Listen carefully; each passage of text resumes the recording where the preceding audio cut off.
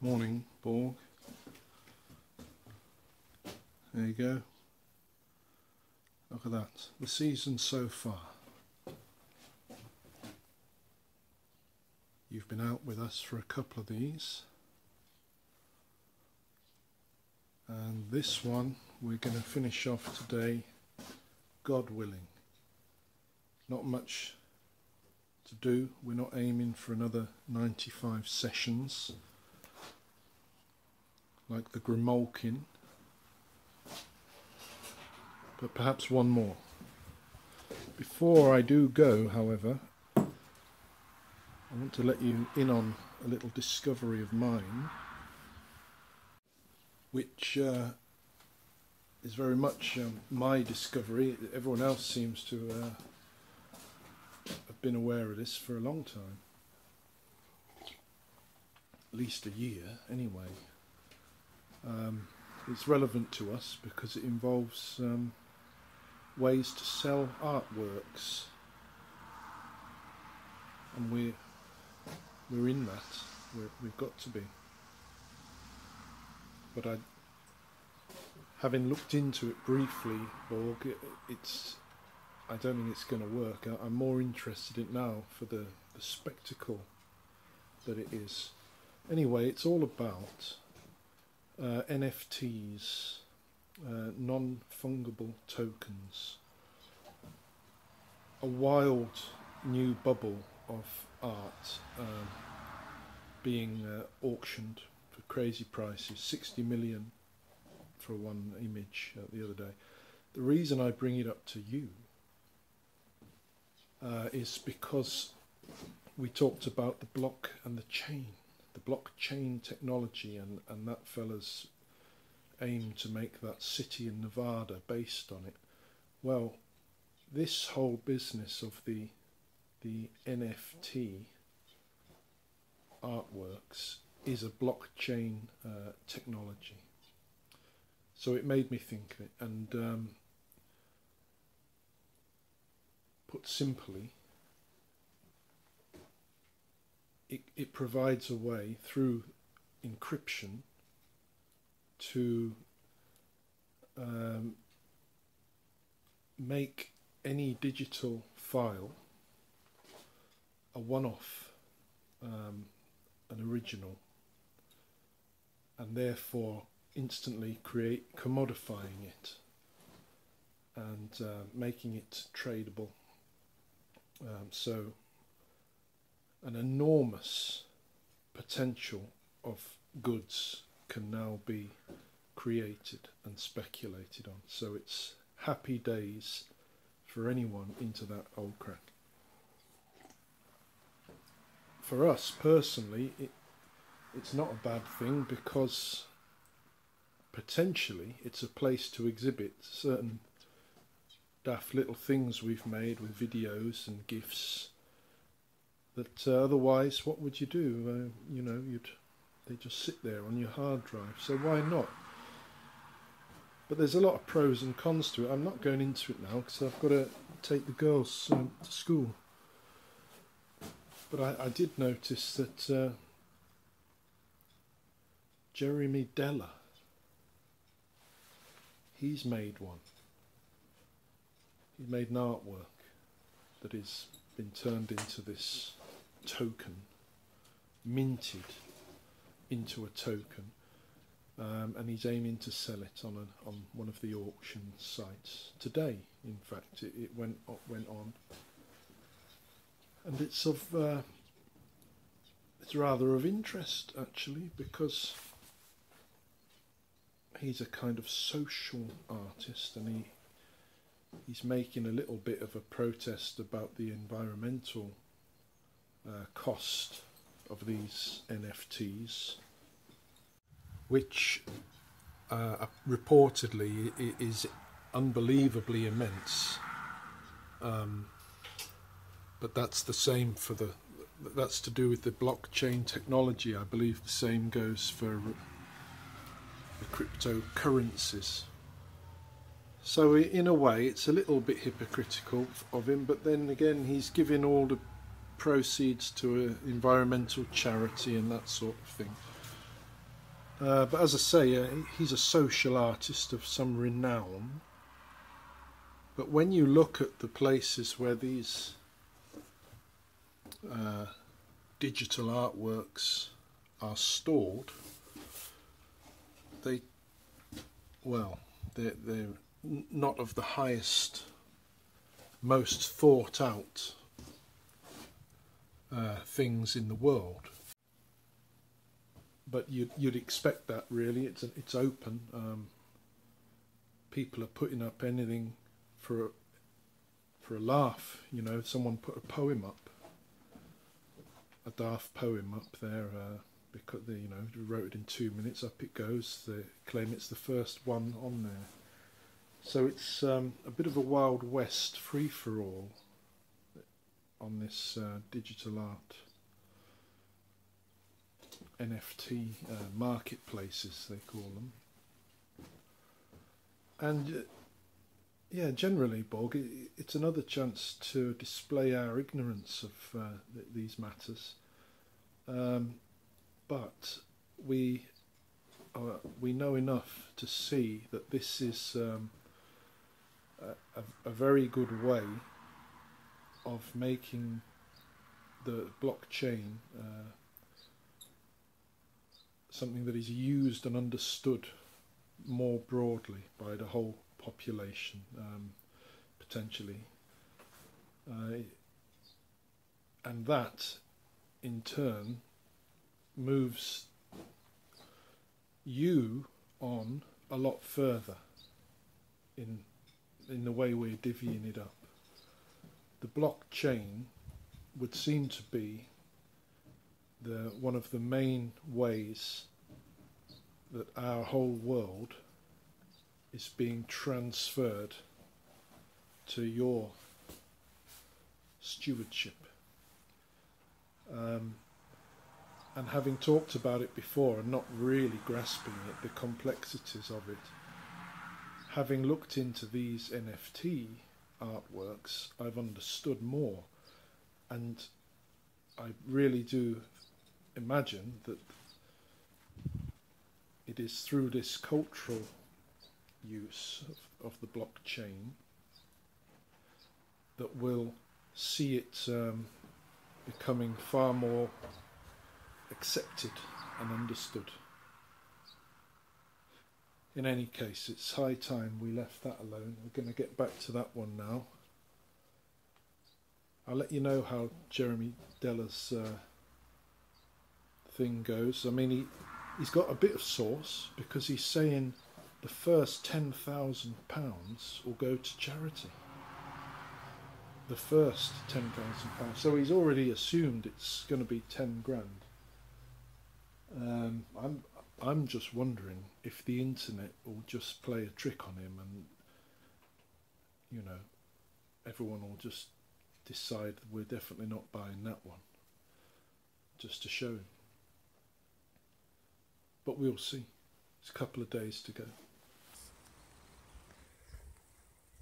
Here we are back in the familiar birch tree forest on a pleasingly still day this time, Borg. No danger of you know, being cut short by one of them falling on us. So we're full steam ahead now in what is going to be the last session. I've got to move on. So that's what we've got. Have a look there. I'm not really one to compare too closely, but those two trees that I'm approaching now, you can take that as the bearing roughly of the work.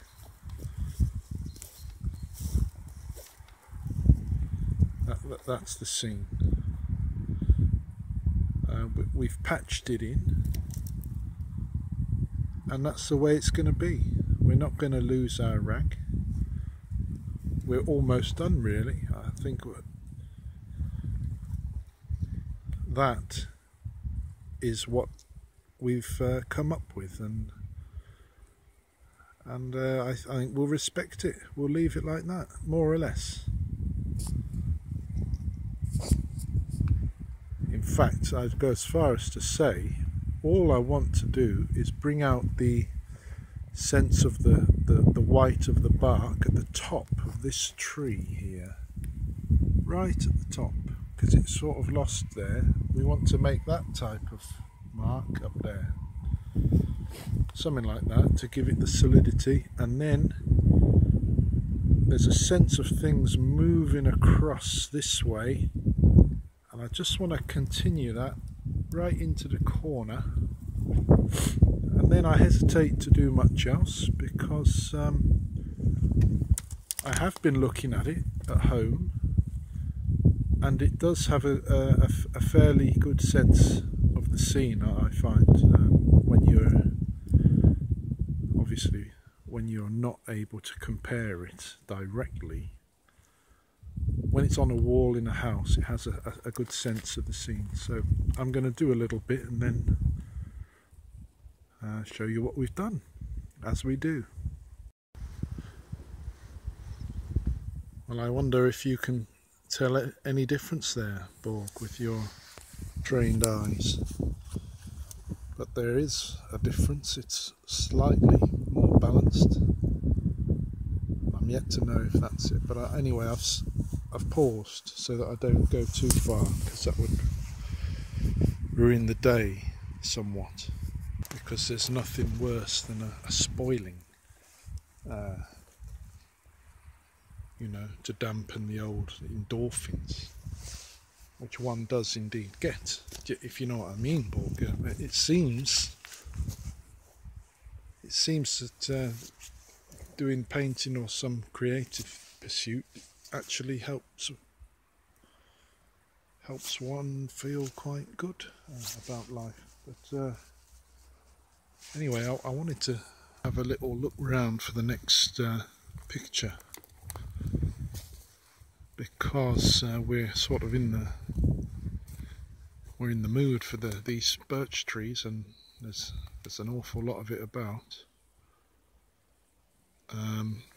Something we tend not to do is a serious attempt at a series. We probably would benefit doing that, because apart from anything else, it's good practice, and we're supposed to be following the work of our master, Van Gogh, and he would work in series all the time. Having said that, the spring is coming, and it would be a shame not to show you some of that. Yeah, this picture could be done in the middle of winter, whereas all around us now the plants are opening up. I mean, of course, you'll know, even if it's just in theory, about that, but it would be nice to show it to you.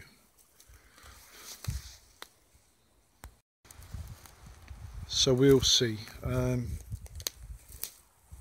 Normally in the springtime, through the mist of our weeping eyes from the hay fever, we do a blossom series. They're nice to do, but we do it because Van Gogh did that. That's really that simple, and it always becomes a mad rush, because with the apple or fruit tree blossoms, they come and go rather quickly, so that the whole month or two of spring ends up being dominated by a wild goose chase after the fruit trees.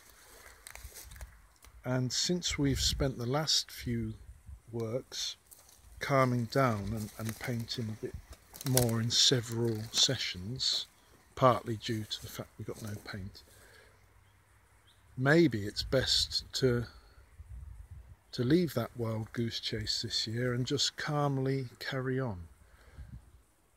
Not yet decided. But anyway, so something else we ought to decide about is your blockchain, your block and chain that you've started, and that your current owners, let's say, your current manager and managers want us to get involved in. And As I said back in the barn, one way for the non-technical minded to get involved in all that, to understand it a bit, is through this business of the nifty artworks. But I mean, I mentioned that Jeremy Deller one. Other than him, I haven't really seen much other what we'd know as artists on there. It's a bit of a culture shock actually, Borg, because it seems to be a world dominated by an aesthetic I don't understand. Be it a gamer or a fantasy aesthetic or some sort of cute aesthetic. I don't know, but when I look at all that business, well, you're not sure whether you should get involved in it. I mean, the main reason for not getting involved in it is the supposed huge environmental impact of the process of encrypting, what they call minting, the process of doing that. I mean, really, it does count it out unless they come up with a better way, or I've noticed some people offsetting the effects, they say, by giving a certain proportion of the sales, like Della, but I don't know. You'll have noticed, Borg, reading our Dignity Scholarship and what they want and what we have done, that we're involved in what we call the critical art, or at least we're involved in that realm of thinking, and it would be very hard on the one hand to be raising these critical art themes, and then on the other you're sort of wading into a very, very unenvironmental method. It would be hard to ignore, questions would be asked. It does seem that there is some low carbon alternative to the encryption process on the horizon, but I suspect whether that's put out by the companies just to pour a bit of water on the critics so they can steam in and create the industry before someone else does. Anyway, from my point of view, I've got a lot of stuff before I became a painter that sits on my computer and it's quite miserably there in the dark. This whole business of the NFT digital art craze, world, context, that's what it is, a context. Well, it's sort of opened the door to put up, exhibit some things in a rather simple way. So perhaps if there's some lower carbon alternative, I mean, I don't really know what we're talking about with regards to it. We're reliant on people on YouTube that seem equally ill-equipped with the facts about it, trying to explain it. But anyway, I dare say we better have a think and talk about it in our writing rather than to you. The one thing it is, though, is it gives us a sense of how your memory's going to work. And nothing can be erased from the blockchain, and all is supposedly transparent. Everyone can see transactions and when they were made, and it's partly that seems to make the idea of the digital artwork and collectibles craze possible. I even noticed that the NBA, a basketball organisation, basketball is a game that some of us play with a ball and two nets high up in the air. The ball has to go through the nets to gain points. In any case, it's very popular, and the organisation of this sport have taken to the NFT world to sell individual shots. A shot is when someone throws the basketball to the basket. If one is successful, it's rather exciting to some people, and some of the best shots have been minted and therefore have become commodified as one-off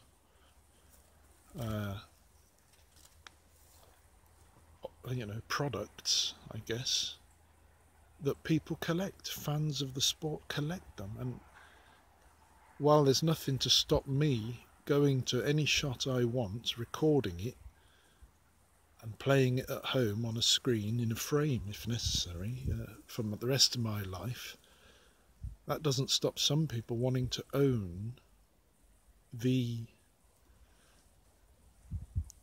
shot as it appears on your blockchain, so they can say to everybody once and for all, the shot Michael Jordan took in the 90s in the last second of the fourth quarter is mine.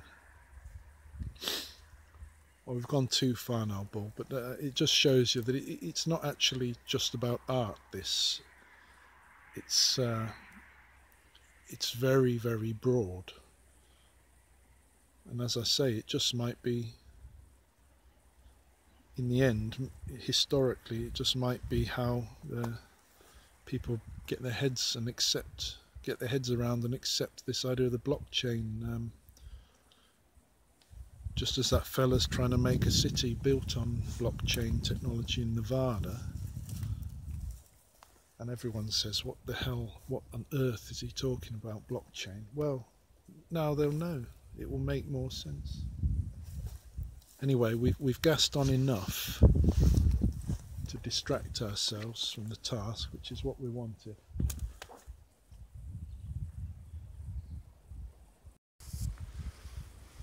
Well, hello again, Borg. I didn't mean to turn it on so soon, but there's something you ought to see over here. It's just a question of whether we can get there before it flies off. It has just flown off. We did find a woodpecker. Extraordinary bird. You'll have, of course, just checked what it is. I wanted to be surely the first person to show the singularity, a real woodpecker. But it's disappeared over there. If you see that, something flew, with your eyes you'd have seen that. The woodpeckers where I live are not nearly as jumpy as this one appears to be. It might be because they spend their time so high up in the pine trees. Anyway, there is a bird over there, and it keeps flying off. Oh well, remind me to show you a woodpecker.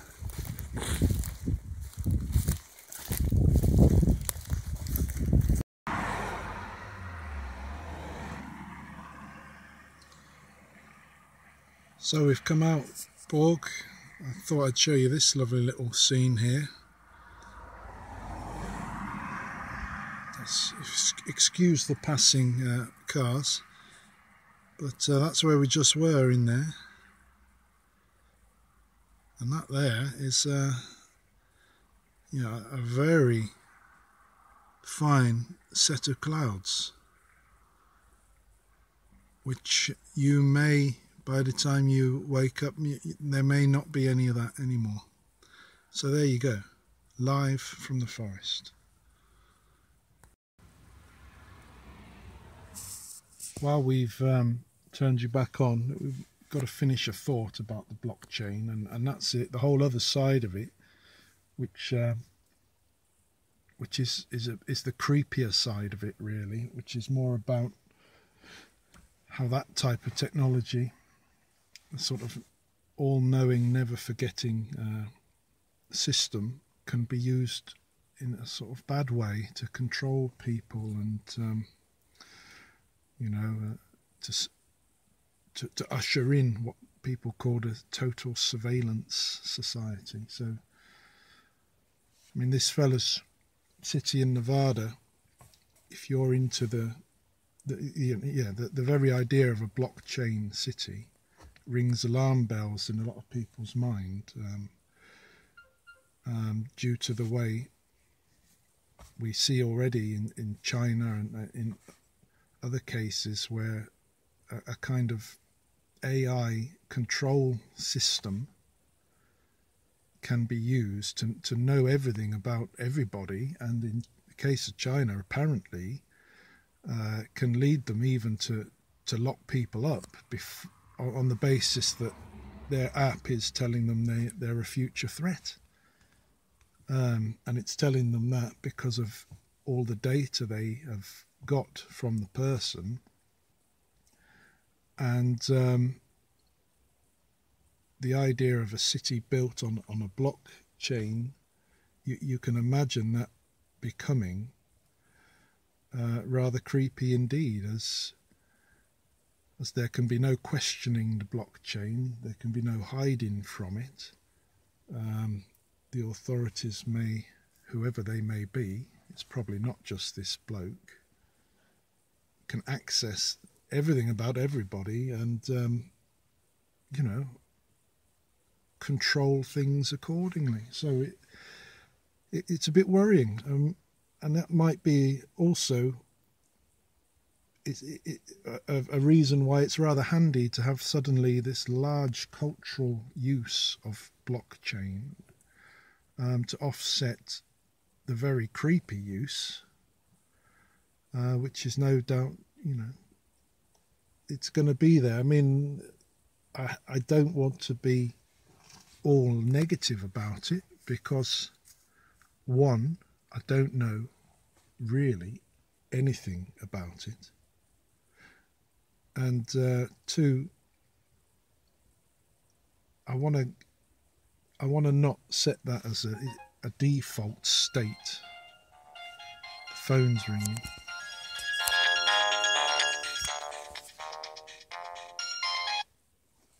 Hello.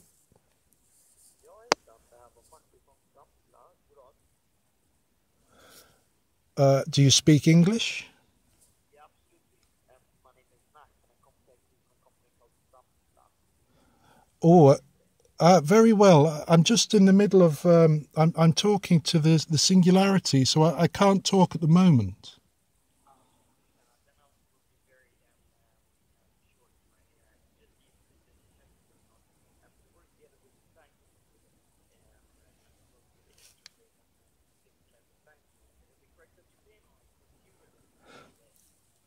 But I'm just in the middle of something with the Singularity at the moment, so I'm afraid it will have to wait till another time.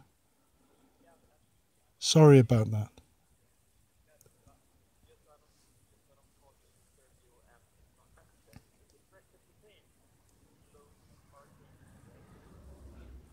The technological singularity is something it can't really wait. I'm in the middle of it, and it's quite important.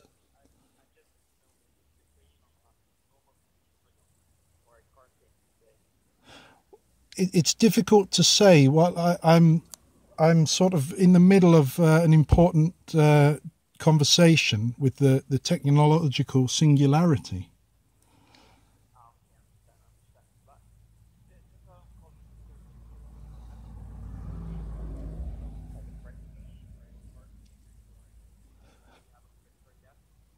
Well, I would have to access my files, but the singularity is still here waiting for me. I can't carry on the conversation, I'm afraid.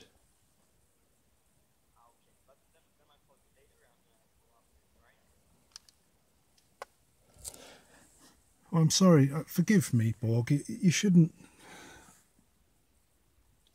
really tease those people. It's best just to hang up. But you noticed, did you get what was happening there? The young fella's doing a good job. He's well trained. Regardless of, he took it well. The fact that I told him that I was in a discussion with the singularity didn't faze him at all. So he's very well trained, and I get the sense he'd have continued all day long trying to get the details off me. But that sort of thing still goes on, and